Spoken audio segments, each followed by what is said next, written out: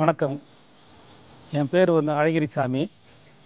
நான் இங்கே பக்கத்தில் வாலாஜா நகரம்னு ஒரு சின்ன கிராமம், நம்ம கலெக்டர் ஆஃபீஸ் பக்கத்தில். அங்கே தான் பிறந்து வளர்ந்தது எல்லாமே. 10th வரைக்கும் அரியலூரில் +2 வரைக்கும் படித்தோம். அப்புறம் சென்னை காலேஜ் போயிட்டு முடிச்சுட்டு அப்புறம் இந்த போக்குவரத்து துறையில் கடந்த ஒரு 25 ஆண்டுகளாக பணிபுரிந்து கடந்த ஏப்ரல் 30ஆம் தேதி பணி ஓய்வு பெற்றுள்ளேன். அதுக்கு ஒரு 10 இயர்ஸுக்கு முன்னாடியே இந்த இடத்துல வந்து இந்த இடத்தெல்லாம் வாங்கி ஏதாவது நம்ம வந்து ஒரு விவசாயம் பண்ணணும் அப்படின்ற மாதிரி பண்ணணும். அப்போ இதுக்கு முன்னாடி வந்து இந்த இடத்துலலாம் சோளப்பயிறு, கம்பு இதான் விதைச்சிக்கிட்டு இருந்தாங்க. நாங்கள் வாங்கின பிறகு வாங்கிட்டு இதெல்லாம் கொஞ்சம் சரி பண்ணிவிட்டு, ஏன்னா நம்ம ஆஃபீஸெல்லாம் ஒர்க் பண்ணிகிட்டு இருக்கும்போது இங்கே வந்து வேலை பார்க்க முடியாது. அந்த ஒரு காரணத்துக்காக மரப்பயிராக போட்டுடலான்ட்டு ஒரு ஐடியாவில் சில பேர்கிட்ட சஜஷன் கேட்கும்போது நமக்கு சங்ககிரிலேருந்து ஒரு நண்பர் வந்து ஒரு இது கொடுத்தாரு. அவர் தான் இந்த கண்ணெல்லாம் இது பண்ணார். சந்தன மரம் வச்சுருங்க, அவர் வச்சுருந்தார். நான் போய் பார்த்தேன், அவர் வச்சுருந்தார். அது மாதிரி வச்சுருங்கன்னு சொல்லி வச்சு ஒரு இது வந்து இப்போ பார்த்தோம்னா ஒரு 10 இயர்ஸ் ஆகும் இந்த மரம்லாம் வச்சு. இந்த மரம் நாங்கள் வைக்கும்போது மரத்துக்கு துணைக்கன்று வேணும்னு சொன்னாங்க. அப்போ அவங்களே என்ன பண்ணுறாங்க, ஒரு கன்றுலேயும் ஒரு அவுத்தி மரம் வச்சு, அகத்தி மரம் வச்சு 2 கன்னாக தான் இருக்கும். அதில் ஒரு பையில் எடுத்தோம்னாக்கா சந்தனம் ஒன்று இருக்கும், அகத்தி ஒன்று இருக்கும். அதை வச்சு தான் கொடுத்தாங்க. அதுதான் நம்ம இதில் பண்ணியிருந்தோம்.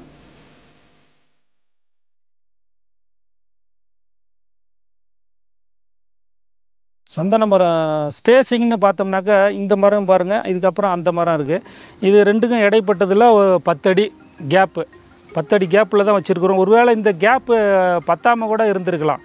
இன்னும் தள்ளி வச்சோம்னாக்கா நல்லா வரும்னு கூட அது அனுபவத்தில் தான் நம்ம தெரிஞ்சுக்கணும். இப்போ இதில் வச்சுருக்கிறது பார்த்தோம்னா 10 அடி கேப்பில் இருக்குது ஒரு மரத்துக்கு இன்னொரு மரத்துக்கும்.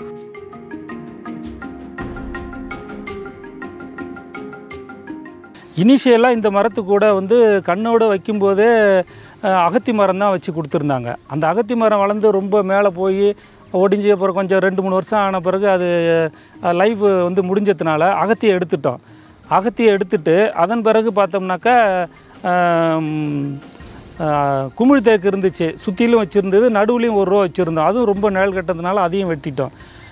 கடைசியாக வந்து சவுக்கு மரம் வச்சுருந்தோம். அந்த சவுக்கு மரமும் ஒரு மரத்துக்கும் துணை மரமாக, இப்போ இந்த மரம் இருக்குன்னா இது பக்கத்துலேயே சவுக்கு மரம் வச்சுருந்தோம்.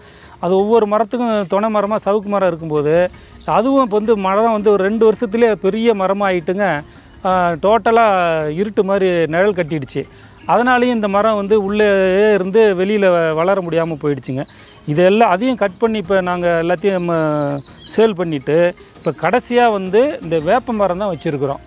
இந்த வேப்ப மரம் வந்து ஒவ்வொரு மரத்துக்கும் இடையில வச்சுருக்குறோம். ஏன்னா இந்த 2 மரத்துக்கும் நடுவில் இருந்து இந்த வேர்லேருந்து தான் இதை எடுத்து செய்யும், அதாவது உணவு எடுத்துக்குன்றதுனாலையும், ரெண்டாவது இந்த வேப்ப மரத்தினுடைய நிழல் வந்து கீழே தேவைங்கிறதுனாலையும் இந்த வேப்ப மரத்தை வச்சுருக்குறோம். இந்த வேப்ப மரம் வந்து நம்ம சந்தன மரத்தை விட மேலே போகாமல் கவாத்து பண்ணி விட்ருவோம். அந்த சந்தன மரம் ஹைட்டுக்கு மேலே எந்த மரமும் போகக்கூடாது, ஆனால் கீழே மட்டும் நிழல் இருக்கிற மாதிரி இருக்கணும். அந்த கான்செப்டில் இந்த வேப்ப மரம் வச்சுருக்குறோங்க. இப்போ கடைசியாக இந்த வேப்ப மரத்தை வந்து நம்ம இதுக்கு மேலே போகும்போது கவாத்து பண்ணி விட்ருவோம். சந்தன மரத்தை பொறுத்த வரைக்கும் இப்போ நாங்கள் என்ன இதுக்கு தீவனமாக கொடுத்துருக்கோம்னா, ஒவ்வொரு வருஷமும் தொழு உரம் தான் கொடுக்குறதுங்க. தொழு உரம் வந்து முன்னே கண்ணாக இருக்கிற வரைக்கும் பக்கத்தில் போட்டோம். அதன் பிறகு இந்த 2 மரத்துக்கும் இடையில வந்து வாணி மாதிரி எடுத்துவிட்டு அது உள்ளே தண்ணியை விட்டு அதில் தான் போட்டோம். தொழு உரம் மட்டும்தான் போட்டிருக்குறோம். வேறு எதுவும் இது வரைக்கும் ஆர்கானிக் எதுவும் பயன்படுத்தலை. அப்படி தொழு உரம் வருஷத்துக்கு ஒரு தாட்டி தான் போட்டிருக்கோம். அதிகமாக நம்ம இன்னும் கொடுக்கல. நம்ம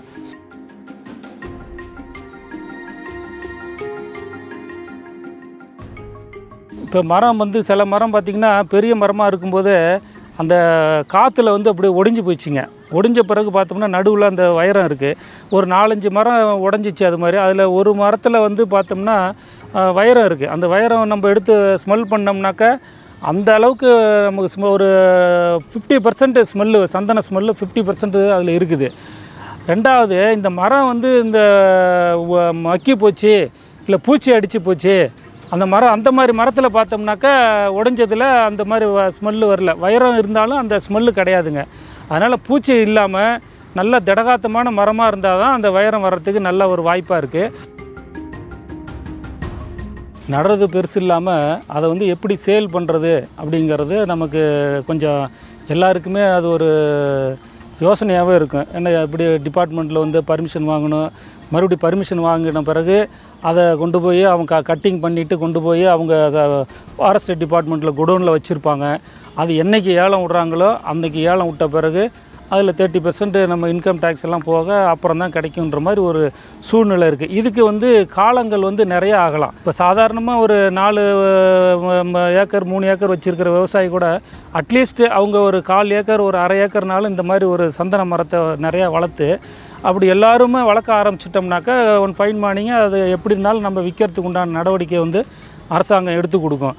அதனால் வந்து நம்ம எல்லாருமே சந்தன மரம் வைக்கணுங்கிறது என்னுடைய ஒரு கருத்துமாக இருக்குது.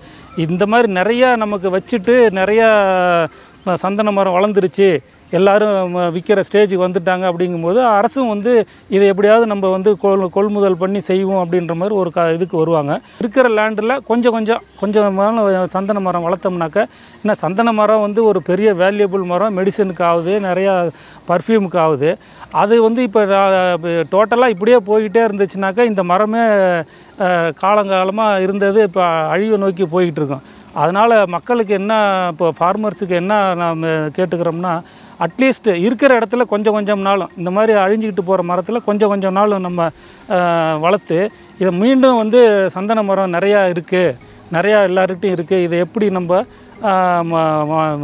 வாங்கலாம் அப்படின்னு சொல்லி அரசு யோசிச்சுன்னா டக்குன்னு நமக்கு ஒரு நல்ல ஒரு வாய்ப்பு கிடைக்கிறதுக்கு, விற்கிறதுக்கு ஒரு நல்ல வாய்ப்பு கிடைக்கும். அதனால் எல்லோரும் பொதுமக்களும் சரி ஃபார்மர்ஸு கொஞ்சம் இருக்கிற இடத்துல கொஞ்சம் நாளும் அந்த சந்தன மரத்தை நடணும்னு அனைவரும் கேட்டுக்கொள்கிறேன்.